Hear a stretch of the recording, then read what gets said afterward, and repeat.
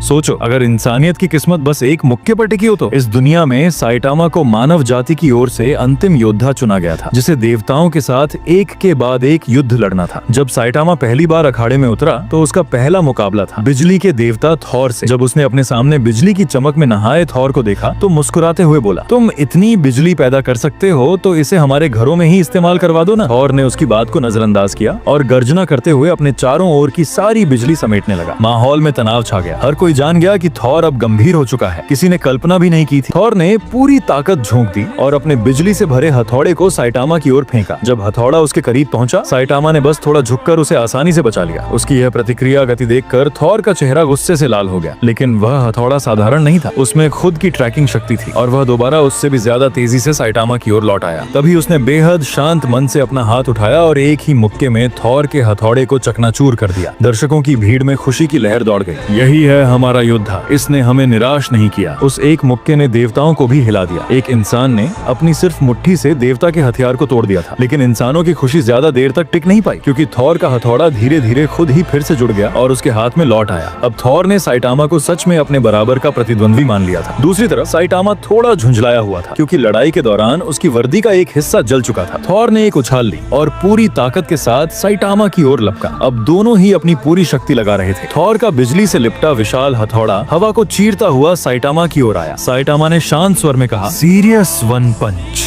अगले ही पल पूरा अखाड़ा कांप उठा। जमीन, हवा, सब कुछ जैसे ठहर गया। फिर एक भयंकर विस्फोट हुआ जिसने पूरे अखाड़े को रोशनी से भर दिया। थॉर का शरीर धीरे धीरे फीका पड़ने लगा। उसने आखिरी सांस लेते हुए कहा, मुझे यकीन नहीं था कि मैं किसी इंसान से हार जाऊंगा। और फिर वह हवा में विलीन हो गया। देवता कुछ पल के लिए मौन रहे, फिर गर्जना करते हुए बोले, 1000 साल बाद आखिर इंसानों में भी एक सच्चा प्रतिद्वंद्वी मिला है।